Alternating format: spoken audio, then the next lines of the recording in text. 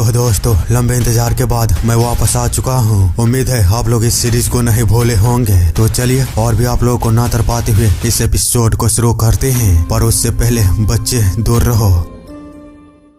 जैसा कि हमने पिछले एपिसोड में देखा था, डिवाइनरी शैक के गुस्से को देखकर जंग ने उसके पीछे रेड को भेज दिया था, जिसके चलते रेड ने डिवाइनरी के बदला लेने से पहले ही उसे पूरी तरह से खत्म कर दिया था। वहीं हमने दूसरी तरफ देखा था, लेडी शॉक अपने सफाई में ऑटर बिल्डिंग के मास्टर के सामने कहा था, ये सारी चीजें मेरे खिलाफ एक साजिश है। तो अब आगे वह बंदा सॉन्ग लेडी शॉक की बातों को सुनने के बाद उससे पूछता है, तो फिर कल मेडिकल वार्ड में जो आपने उसके साथ हंगामा किया था वो किस लिए था? लेडी शॉक बताती है, मैंने बस उससे कहा था लॉर्ड मॉक के बेडरूम से दूर रहने के लिए, पर उसने मेरे ऑर्डर को अनदेखा किया और उल्टा मुझसे ही क्वेश्चन पूछने लगा था। जिस पर कि वह बंदा कहता है, ओह अच्छा, लेकिन उसने तो लॉर्ड मॉक के जान को बचाई है जब आप उसे मारने की कोशिश कर रही थी। लेडी शॉक जिसको सुन बोलती है, आप यह किस तरह की बातें कर रहे हो? मैं आखिरकार ऐसा कैसे कर सकती हूँ? इतना बोलते हुए वह उसकी खामोशी से भरे चेहरे को देख बिल्कुल ही चुप हो जाती है। तो वह बंदा आगे कहता है, आपके उस हंगामा के बाद लॉर्ड जोंग लगभग मर ही चुके थे,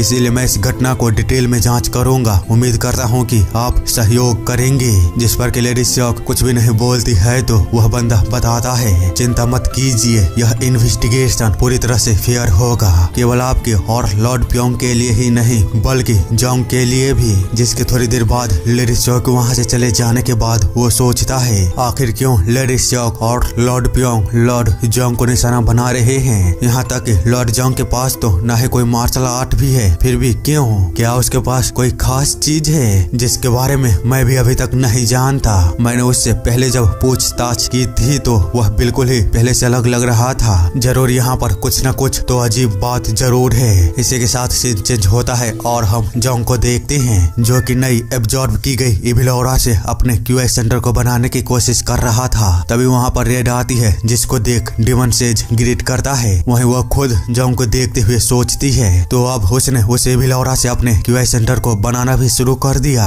मुझे लगा था वो बस मजाक कर रहा है जब उसने मुझे इसके बारे में बताया था, लेकिन अब देखने से ऐसा नहीं लगता, वो सच में इसे करने की कोशिश कर रहा है। ये सब सोचते हुए वो उसके काफी ज्यादा करीब तक चली गई थी और उसके चेहरे को देखते हुए कहती है, वह सुंदर तो है। उसी समय जोंग अपने आंखों को खोलते हुए कहता है, तुम कर क्या रही हो? जिसके चलते वो शर्माते हुए कहती है, तुम किस बारे में बात कर रहे हो? जिस पर जोंग पूछता है, रियली तुम्हें नहीं पता? वह बताती है, बेवकूफ, अपनी बकवास को बंद करो और अपने क्यूआई पर ध्यान दो। साथ ही वो सोच रही थी, आखिरकार मैंने उससे पहले शर्त क्यों लगाई? मुझे इसके बारे में जरा सा और सोचना चाहिए था। तभी जोंग कहता है, अरे हाँ, मुझे कुछ पूछना था, क्या यह वही क्यूआई सेंटर है जिसके बारे में हम लोग बात कर रहे थे? रेड बताती है, बेवकूफ, क्यूआई कोई ऐसी चीज नहीं है जिसे तुम रातों रात बना लोगे। अगर तुम लगातार कोशिश करोगे तो किसी दिन तुम अपने नाभि के पास छोटा सा गोला बना पाओगे। इतना बोलते हुए वो बिल्कुल ही हैरान हो चुकी थी, क्योंकि जोंग उसे अपने क्यूआई सेंटर को दिखाते हुए बोल रहा था, क्या तुम इसी की बात कर रही हो? जिसको देख वो पहले तो कुछ भी नहीं बोल पाती, बाद में कहती है, पहले मुझे इसे खुद से जांच करने दो।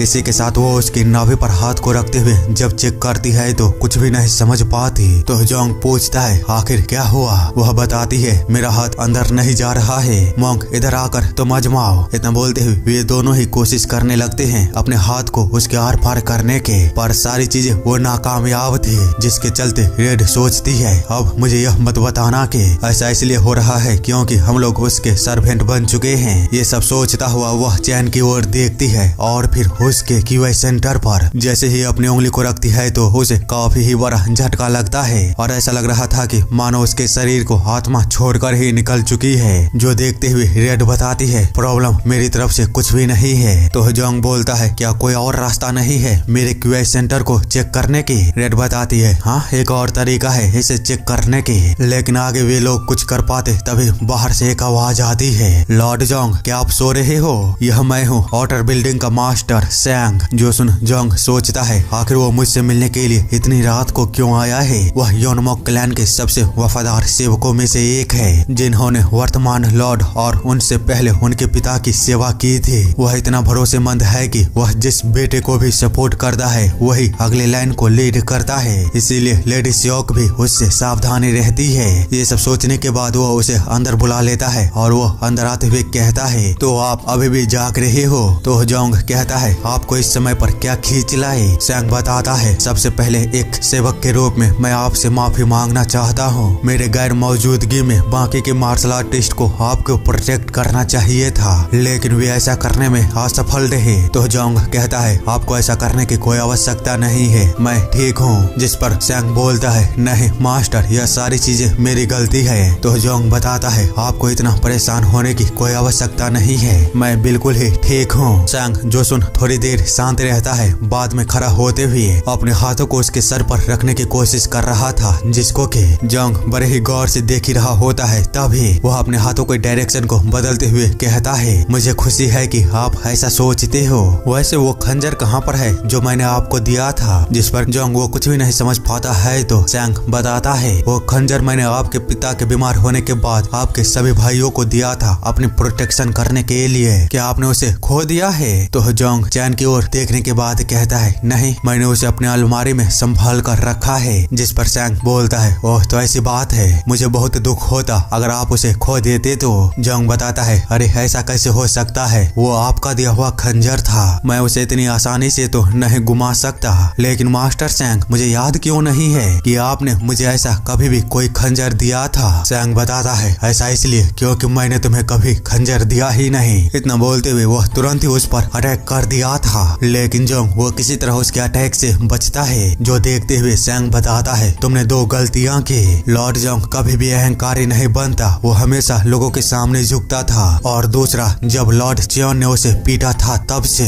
जब कोई भी उस पर हाथ उठाता तो वो चौंक जाता, लेकिन तुम तो बिल्कुल ही उससे अलग हो। मैंने तुम्हारे सभी एक्यूपंक्चर पॉइंट को बंद कर दिया है, अब तुम जरा सा भी नहीं हिल सकते। तो बताओ असली सच्चाई क्या है और असली लॉर्ड जोंग वो कहाँ पर है? जोंग जो कि सुन तुरंत ही अपने डेविल अवतार में आता है, जिसको देख सैंग वो कुछ समझ पाता उससे पहले ही जोंग आवाज लगाता है, बोलो। और हम देख पाते हैं वहाँ पर रेड आते ही अपने हाथों को सैंग के आर पार कर दिया होता है और उसके दिल को पकड़कर उसे धड़कने से बंद करते हुए बोलती है, आखिरकार तुम्हारी हिम्मत कैसे हुई उस पर हमला करने की? क्या तुम्हें मरने की बहुत जल्दी है? तभी जोंग कहता है, सच में यार, तुम तो अलग ही लेवल पर हो। रेड बताती है, तो तुम्हें अब महसूस हुआ? वैसे भी इसकी एक्यूपंक्चर ब्लॉकिंग तुम पर काम नहीं करती, क्योंकि डेथ क्यूआई वह लाइफ क्यूआई से बिल्कुल ही विपरीत होती है। इसीलिए तुम्हारा डेथ क्यूआई से बना हुआ क्यूआई सेंटर तुम्हारे ना कुछ करने के बावजूद भी उसके द्वारा तुम्हारे ब्लॉक किए गए लाइफ क्यूआई से एक्यूपंक्चर पॉइंट को वो खोल देती है। पर खैर अब तुम पूरी तरह से एक्सपोज हो चुके हो, जिसके चलते अब तुम्हारे मार्शल आर्ट बनने का सपना वो पूरी तरह से चूर चूर हो गया है। तो बताओ अब तुम क्या करने वाले हो? वैसे भी तुम आउटर बिल्डिंग के मास्टर को नहीं मार सकते। जोंग जिसको सुन बोलता है, हाँ तुमने सही कहा, मेरे पास अब और कोई रास्ता नहीं है, तो अब डीमन सेज उसे पोजेस कर लो। जिस पर रेड बोलती है, तुम सच में एक डेविल हो। वहीं सैंग सोच रहा था, आखिर तुम किससे हवा में बात कर रहे हो? लेकिन तभी उसे कुछ होने लगता है और वो घबराते हुए कहता है, मेरे साथ ये क्या हो रहा है? मेरे सामने लॉर्ड जोंग का एक ढोंगी है और मेरा दिल वो बैठ चुका है, लेकिन फिर भी मुझे कुछ भी एहसास नहीं हो रहा है। क्या मैंने कुछ ऐसी चीजों को नजरअंदाज कर दिया जिसे मुझे पहले ही खोज लेना चाहिए था? ये सब सोचते हुए वो कहता है, तुम हो कौन? जोंग बताता है, मैं योनमक फैमिली का तीसरा बेटा जोंग हूँ। इसी के साथ सैंग पूरी तरह से पोजेस हो चुका था डीमन सेज से। अगले सीन में हम चैन को देखते हैं जो कि कहीं पर जाते हुए सोच रहा था, इतनी सारी अजीब चीजें क्यों हो रही है? पहले जब मैं सोकर उठा तो मेरा बिस्तर वो टूटा हुआ था और अब आउटर बिल्डिंग के सभी मार्शल आर्टिस्ट बहुत ही ज्यादा पोलाइटली एक्ट कर रहे हैं, जो कि पहले हमें सेक्रेटली देखते रहते थे। इतने में उसके सामने एक बंदा आकर बताता है, वेलकम लॉर्ड जोंग, आपका इंतजार कर रहे हैं। जो देख चैन सोचता है, सीरियसली ये सब हो क्या रहा है? तभी कमरे का दरवाजा खुलता है और वो किसी को अपने सामने देख बहुत ही ज्यादा हैरान हो चुका था। उसी समय जोंग बोलता है, तो तुम आ गए, ठीक है सर सैंग, अब आप अपने काम पर लग सकते हो। जो सुन सैंग उसे ग्रीट करके वहाँ से चला जाता है। वही इन सारी चीजों को देख चैन की तो फटी पड़ी थी। तभी जोंग कहता है, तुम यहाँ पर बिल्कुल ही सही समय पर आए हो, मैं नाश्ता कर रहा था, तुम भी क्यों ना मेरे साथ आकर बैठ जाओ। लेकिन भाई साहब चैन वो कहता है मैं लॉर्ड अभी अभी ये था क्या? जंग बोलता है मैं इसके बारे में तुम्हें बाद में बताऊंगा, पहले मुझे तुमसे कुछ पूछना है तो यहाँ पर आकर बैठ जाओ। आगे वो उससे कहता है क्या तुम मुझे योनमॉक के बेसिक टेक्निकों को सिखा सकते हो? चैन जो कि उसकी बातों को सुन रहा था वो पूरी तरह से फिर से शौक में चला गया होता है उसकी बातों को सुन। इसी के साथ हम थोड़े समय पहले देखते हैं जहाँ पर के जंग कोई टेक्निक को मास्टर करने की कोशिश कर रहा था पर उसमें यह बार बार फेल होता जा रहा था, इसीलिए वो कहता है आखिर मैं इसे कर क्यों नहीं पा रहा हूँ? मैं बिल्कुल ही सीक्रेट किताब में बताए गए के अनुसार ही कर रहा हूँ पर फिर भी ये नहीं हो रहा है। तो रेड बताती है वे ट्रांसेंडेंट आर्ट है जो कि ट्रांसेंडेंटल प्रिंसिपल को होल्ड करती है, इसीलिए वो किसी भी मार्शल आर्टिस्ट को पीक तक पहुँचाने की क्षमता रखती है। जंग जिस पर बोलता है हाँ तब तो यह अच्छी बात है ना? रेड बताती है अच्छी बात, बेवकूफ मत बनो, तुम बिना बेसिक टेक्निकों को सीखे ट्रांसेंडेंट आर्ट के बारे में सोच भी नहीं सकते, क्योंकि ट्रांसेंडेंट आर्ट आपको हाई लेवल पर लेकर जाती है और आपको बेसिक से बियॉन्ड पहुंचाने के लिए अलाउ करती है, बीच के सभी अनावश्यक फॉर्मों को स्किप करके। इसीलिए बिना बेसिक नॉलेज के ये तुम्हारे लिए अर्थहीन है। ट्रांसेंडेंट आर्ट भले ही प्रभावशाली लगे लेकिन तुम्हें बेसिक चीजें वो सीखना ही होगा। ये सारी चीजों को याद करते हुए प्रेजेंट में जंग चैन को बताता है ऐसा लगता है कि मैं बेसिक टेक्निकों को जाने बगैर योनमॉक के स्वॉर्ड टेक्निक को नहीं सीख सकता। जो सुन चैन कहता है क्या आप योनमॉक के स्वॉर्ड टेक्निक को सीखने की कोशिश कर रहे हो? कहीं आप हेड के पोजीशन के पीछे तो नहीं पड़े हो? जंग बताता है नहीं, पर तुम्हें ऐसा क्यों लग रहा है? जिस पर चैन बताता है मैं बस इसके बारे में जानना चाहता था क्योंकि वह योनमॉक का टेक्निक मार्शल आर्ट की दुनिया में इनविंसिबल स्वॉर्ड टेक्निक है, इसीलिए मैं आपको जरा सा भी उस टेक्निक के बेसिक को नहीं बता सकता। जंग जिस पर हैरानी में कहता है लेकिन क्यों? चैन बताता है क्योंकि मैं उसके बारे में कुछ भी नहीं जानता, मैंने लोगों का इसका अभ्यास करते हुए केवल कुछ ही बार देखा है। यह टेक्निक केवल योनमॉक फैमिली के अगले लॉर्ड बनने वाले को ही पास डाउन किया जाता है। सही शब्दों में कहूँ तो यह टेक्निक केवल लॉर्ड मॉन्क और उनके बेटों को ही सिखाया जाता है। साथ ही वो सोच रहा था यही कारण है कि सभी बेटे तुमसे नफरत करते हैं। तभी जॉन्ग कहता है अगर ऐसी ही बात है तो मेरे पास अब और कोई रास्ता नहीं है। इतना बोलकर वो वहाँ से कहीं पर के लिए निकल जाता है, जिसके पीछे चैन आते हुए कहता है आप कहाँ पर जा रहे हो? जंग बताता है किसी ऐसे के पास जो मुझे बेसिक सिखा सकता है। चैन जिस पर बताता है लेकिन अगर वो आपके आइडेंटिटी को रिवील कर दिया तो क्या होगा? जंग कहता है इसके बारे में तुम चिंता मत करो, मैं इसे देख लूंगा। जिसे लेकर चैन फिलहाल के लिए तो कुछ भी नहीं बोल पाता, लेकिन अगले ही सीन में उसके होश उड़ चुके थे क्योंकि जंग उसे अपने साथ लेकर उन चैन के पास पहुंच चुका था और उसे आवाज भी लगाने लगा था। तो चैन उसे रोकते हुए कहता है ये आप क्या कर रहे हो? रुक जाइए, क्या मैंने आपको पहले नहीं बताया था वो कोई ऐसा नहीं है जिसके साथ आप मिलजुल सकते हैं। चलिए यहाँ से वापस चलते हैं। मुझे वह दिन आज भी याद है जैसे मानो कि वह कल ही की बात हो। उसने लॉर्ड जंग के हाथ पैरों के साथ उसकी कई पसलियां तोड़ दी थी जबकि वे रोते हुए उससे भीख मांग रहे थे छोड़ने के लिए। वह बस अपने 16 साल की उम्र में मार्शल आर्ट के पीक तक पहुंच गया है। जो सुनता हुआ रेड बताती है हम उसे यूज कर सकते हैं, जरा उसकी एनर्जी को देखो, वो किसी प्रोडिजी से कम नहीं। अगर मैं जिंदा होती तो मैं उसे अपना डिसेबल बना लेती, इसीलिए सावधान रहना। सूरज उगने के बाद मैं अपनी पूरी शक्ति का इस्तेमाल नहीं कर सकती हूँ। जोंग जिसको कि सुनने के बाद एक स्माइल करता है और चैन को वहीं पर बकबक करता हुआ छोड़ आगे बढ़ चलता है जहाँ पर कि उनचन अपनी प्रैक्टिस कर रहा था। लेकिन जोंग की उपस्थिति को महसूस कर वह तुरंत ही अपनी आंखें खोलता है और काफी बुरी तरह से उसे देखना शुरू कर दिया था। वहीं जोंग जब उसे हेलो करने की कोशिश करता है तो चैन फिर से उसे आकर रोकते हुए बोलता है आप ये क्या कर रहे हो? चलिए यहाँ से वापस चलते हैं। जबकि इधर उनचन सोच रहा था आखिर वो डरा क्यों नहीं। आगे वो कहता है दफा हो जाओ, अगर तुम मरते दम तक पिटना नहीं चाहते हो तो।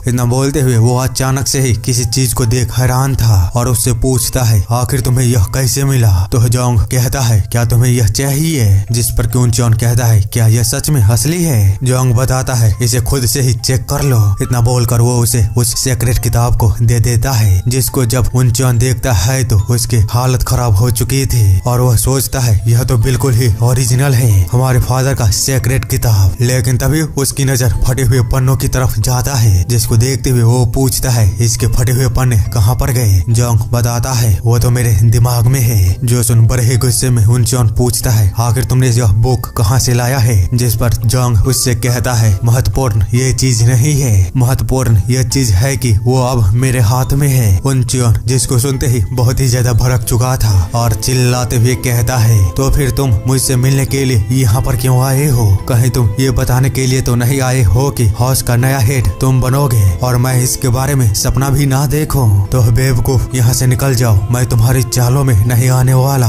जोंग बताता है, लगता है कि तुमने कुछ गलत समझ लिया है। मैं तो यहाँ पर बस एक सौदा करने के लिए आया था। मुझे हाउस का नया हेड बनने जैसे किसी भी बेकार चीज में दिलचस्पी नहीं है। उनचन जिसको सुन पहले तो हैरान होता है, बाद में उससे कहता है, तो क्या तुम मेरा मजाक उड़ाने के लिए यहाँ पर आए हो? अगर हाँ तो बेवकूफ यहाँ से निकल जा। इतना बोलते हुए वो उसे काफी ही जोरदार पंच करता है, जिसको देख चैन वो बुरी तरह घबरा चुका था और तुरंत ही उनचन के सामने आते हुए कहता है, ऐसा लगता है कि आप भूल गए हैं कि 2 साल पहले क्या हुआ था। तो उनचन बताता है, मैं तो बस उसे याद दिलाने की कोशिश कर रहा हूँ ताकि वो दोबारा इस तरह की चालें ना चले। वहीं जोंग उसके पंच खाने के बाद सोच रहा होता है, अरे बाप रे, तो ये होती है एक पीक की पावर। वो तो सच में एक अलग ही लेवल पर है। पहले जिसमें काली तलवार वाले आदमी से मिला था वो किसी आपदा से कम नहीं था, पर बाद में मैं सर सैंग और सर जैम जैसे लोगों को संभालने में पूरी तरह से एबल हो गया। लेकिन अब मुझे पूरी तरह से समझ आ चुका है कि वे लोग क्यों उनचन को लेकर इतना हंगामा मचा रहे थे। वो तो बिल्कुल ही एक मॉन्स्टर है। लगता है इस बार मेरा किस्मत मेरा साथ नहीं देगा। क्या मैं भी मार्शल आर्ट सीख कर उसके जैसे लेवल पर पहुंच सकता हूँ और अपने दादाजी का बदला ले पाऊंगा? ये सब सोचने के बाद वो कहता है, यार तुम्हारा पंच वो बहुत ही ज्यादा हल्का था। जिस पर उनचन बोलता है, ओह तो तुम्हें ऐसा लगता है मेरा वह पंच तुम्हारे मुंह को चुप कराने के लिए काफी नहीं था। तो अब तैयार हो जाओ, अब की बार जो तुम्हारी पिटाई होगी उसे तुम पिछली बार की तरह कभी भी नहीं भूल पाओगे। तो चैन बताता है, लगता है कि तुम्हें कुछ गलतफहमी हुई है, तो रुक जाओ और मेरी बात को सुनो। पर उनचन उसकी बातों को सुनने के लिए जरा सा भी तैयार नहीं था। तो वो कहता है, लगता है कि मेरे पास अब और कोई रास्ता नहीं है उस सीक्रेट किताब को लेडी सियोक या फिर पियोंग को देने के अलावा। तुम्हें पता है ना, अगर पियोंग नया हाउस का लॉर्ड बन जाता है तो क्या होगा? वे लोग तब तुम्हें बिल्कुल भी नहीं छोड़ेंगे। जिस पर उनचन बोलता है, क्या तुम मुझे धमकी दे रहे हो? जोंग बताता है, मैं तो बस ये बता रहा हूँ कि जिसकी लाइफ जोखिम में है वो तुम हो, लेकिन यदि यह तुम्हें धमकी की तरह लग रही है तो मैं कुछ नहीं कर सकता।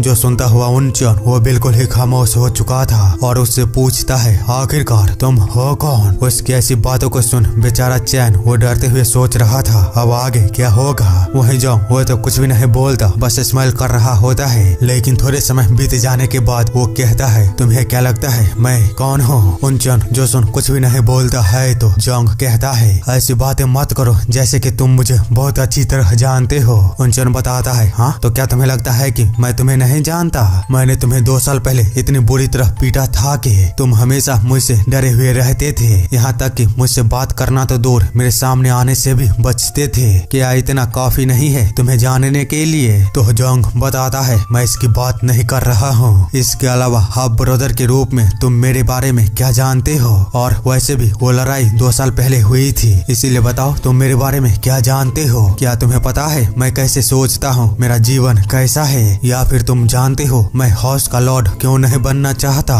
वो इसकी ऐसी बातों को सुन उनचन वो चिल्लाते हुए कहता है, ठीक है मैं तुम्हारे बारे में कुछ भी नहीं जानता, लेकिन तुम्हारा क्या, तुम मेरे बारे में जानते हो? तुम सबने मुझे एक कमीने बच्चे की तरह देखा और हमेशा मुझसे दूरी बनाए रखे। तुम लोगों ने कभी भी मुझे स्वीकार नहीं किया। जिसे लेकर जोंग कहता है, तब तो तुम्हें हम भाइयों के बीच एक समझौता कर लेना चाहिए था। ये सबसे आसान रास्ता होता, तुम हम सब में अच्छे थे। उनचन जिसको सुन और भी ज्यादा हैरान हो गया होता है और अपने पुराने दिनों को याद करते हुए उसे मानो रोना आ रहा था, क्योंकि उसका छोटी फैमिली से आने के कारण सब लोग उसे अपने से नीचे देखते थे। इसीलिए वो अपना पूरा दिन रात एक करके ट्रेनिंग को दिया ताकि वो सभी की नजरों में ऊपर उठ सके। और आज उसे कोई मिल चुका है जिसने कि उसे पहचाना, और वह पर्सन कोई और नहीं जोंग था, जिसे लेकर उसे कोई उम्मीद नहीं थी, क्योंकि उसे लगता था कि 2 साल पहले जो कुछ भी हुआ उसे लेकर जोंग उससे नफरत करता होगा। इन सारी चीजों को लेकर वह बहुत ही बड़ी सोच में डूब चुका था और आगे कुछ समय तक सोचने के बाद वो कहता है, सब ठीक है, मुझे बताओ आखिर तुम कौन सा सौदा करना चाहते हो? मैं तुम्हारी बातों को सुनूंगा। जो सुनते ही जोंग वो डेविल स्माइल करना शुरू कर देता है। बाद में उसे जो कुछ भी पूछना था वो सारी चीजें पूछने के बाद वो वापस आ रहा था। वहीं पीछे चैन सोच रहा होता है, लाजवाब, मैंने कभी नहीं सोचा था कि वह इसमें कामयाब होगा, पर वो जो चाहता था उसे उसने हासिल कर लिया। इसी के साथ वो कुछ समय पहले की बात याद करता है, जहाँ पर कि जोंग ने कहा था मेरी 3 शर्तें हैं। सबसे पहला और सबसे महत्वपूर्ण बात, यदि तुम हाउस के हेड बन जाते हो तो मुझसे पंगा नहीं लोगे। दूसरा, तुम मुझे पर्याप्त आर्थिक सहायता करोगे, यानी पैसों की जितनी जरूरत होगी उसे देनी पड़ेगी। बताओ क्या तुम मुझसे ये सारे वादे करते हो? उनचन बताता है ठीक है, इसमें कोई दिक्कत नहीं है। जब तक तुम मुझसे पंगे नहीं लेते मैं भी तुमसे पंगे नहीं लूंगा। तो बताओ अब आखिरी शर्त क्या है तुम्हारा? जोंग जिस पर बताता है तीसरा और आखिरी शर्त यह है कि तुम मुझे योनमॉक के बेसिक टेक्निक सिखाओगे। चैन इन सारी बातों को याद करते हुए सोच रहा था। उसने तीसरी शर्त कुछ इस तरह मांगे कि मानो उसे कोई इसकी आवश्यकता ही नहीं थी, पर फिर भी मुझे ऐसा लग रहा था कि उनचन इसका पता लगा लेगा। लेकिन उसे इस बारे में जरा सा भी संदेह नहीं हुआ और न ही उसे शक हुआ कि वह कोई असली जोंग नहीं है। वह तो बस इस चीज को लेकर उसका मजाक उड़ा रहा था कि आखिर वह बेसिक टेक्निक कैसे भूल सकता है, और इसी कारण से उसने उसे बेसिक टेक्निक सिखा दी। लेकिन इन सबसे भी ज्यादा हैरानी की बात तो यह है कि उनचन के पास प्रोडिजी के टैलेंट होने के बावजूद भी उसे उस टेक्निक को समझने में 4 घंटे लगे थे। लेकिन जोंग उसने इसे केवल एक ही बार में सुनकर समझ लिया। वह सच में अभी तक जिंदा किसी भी इंसान से ज्यादा बुद्धिमान है। पर खैर यह वह नहीं था जो मैं चाहता था, लेकिन शायद यह अच्छी बात है कि मैं उसके साइड में हूँ। ये सारी चीजों को सोचने के बाद जोन बोलता है आपने बहुत अच्छा काम किया माय लॉर्ड। हालांकि दुख की बात है आपको उसे सीक्रेट किताब की चीजें बतानी पड़ी। तो जोंग कहता है ऐसा नहीं है, मैंने उसे असली चीजें नहीं बताई है। जिसको सुन चैन हैरानी में वहीं रुक गया था। वहीं जोंग उसे बताते हुए कहता है शायद यह अच्छा होगा कि यह चीजें मेरे तक ही सीमित रहे, इसीलिए मैंने उसे सीक्रेट किताब के मंत्रों को गलत तरीके से सिखाया और हर 13वें और 14वें अक्षर को बदल दिया है, जिसके चलते बीच बीच में मुझे डर भी लग रहा था कि कहीं उसे पता न चल जाए। लेकिन अंत में सब कुछ ठीक रहा। अगर मैंने उसे सारी चीजें सही बता देता तो यह उनचन के लिए बहुत ज्यादा हो जाता। जो सुन चैन कहता है लेकिन माय लॉर्ड अगर वह मंत्रों को गलत तरीके से बोलता है तो उसके कारण उसे गंभीर चोट लग सकती है, या फिर ऐसा हो सकता है कि वह क्यूआई पर कंट्रोल खो दे और मर भी जाए। जोंग जो कि सुन कुछ भी नहीं बोलता और बस स्माइल करता रहता है। जो देख चैन बोलता है यह बंदा वह असली डेविल है, इसे फर्क नहीं पड़ता कौन मरता है और कौन जीता है। उसके इतना बोलते ही सीन चेंज होता है भूत छाया की ओर, जहाँ पर कि डिवाइनरी को किसी तरह के रिचुअल को कर रहा था और वहीं पर भूत छाया का लीडर इधर उधर घूमते हुए कहता है अभी तक डिवाइनरी शक का कोई भी खबर नहीं आया है। वह सिनमायो के आत्मा को शांति देने में विफल रही और लेडी श्योक को भी धोखा दे दिया, जिसके चलते श्योक फैमिली से अब हमारा संबंध वो बुरी तरह से खराब हो चुका है। ऐसा लग रहा है कि हमारे क्लैन ने पूरी तरह से अपनी डिग्निटी को खो दिया है। तो मेरे प्यारे डिसाइबल जाओ और डिवाइनरी शक को खोजो और अपने डिग्निटी को पुनः स्थापित करने के लिए सच्चाई को निकालो। जो सुनते ही आगे से आवाज आती है आपका शब्द मेरा ऑर्डर। इसी के साथ यह एपिसोड यहीं पर खत्म हो जाती है।